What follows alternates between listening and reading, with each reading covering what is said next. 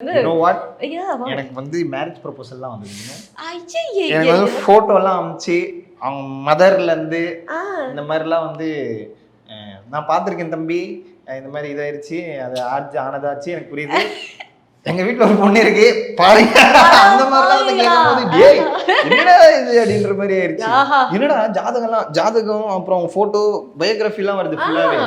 அதை பார்த்துட்டு செம்ம ஷாக்னா பிக் பாஸ் வெளில வந்தோடனே நிறைய இன்டர்வியூல சொன்னாங்க, இந்த லெவல்லையாடா அதுக்கு நீ இப்படி ஆடுங்க ஆண்டி, அதுக்கு நீ இப்படி இல்லாமா நல்ல பசங்க கிடைக்கிறது கஷ்டங்க அப்படிலாம் அப்படி கேட்கும்போது இது ரொம்ப அதிகம் தான், டூ மச் இதுன்ற மாதிரி இருந்தது. ஆனா ரொம்ப ஸ்வீட். அந்த மாதிரி கேட்டு பாருங்க, இது இருந்தா நீங்க அரேஞ்ச் மேரேஜ் இருந்தா பண்ற மாதிரி இருந்தா எப்படி அப்ரோச் பண்ணலாமா அப்படின்ற மாதிரி தான், அதுக்காக தான் அமிச்சோம் அப்படின்ற மாதிரி சொன்னாங்க. எனக்கா நீங்க எப்படி அரேஞ்ச் மேரேஜ் தான் லவ் மேரேஜ் தான் பண்ணுவேன் அப்படி ஏதாவது ஒரு செக்மெண்ட்ஸ் வச்சிருக்கீங்களா? லவ் மேரேஜ் பண்ணா நல்லா இருக்கும், ஜாலியா இருக்கும். கிடைக்கலன்னா லாஸ்டா நான் கம்ப்யூட்டர்ல ரொம்ப கஷ்டங்க, அது பாத்துக்கலாம். அப்பெல்லாம் இல்லைங்க, பயங்கரமா ஒண்ணு வரப்போகுது பாருங்க வாழ்க்கையில.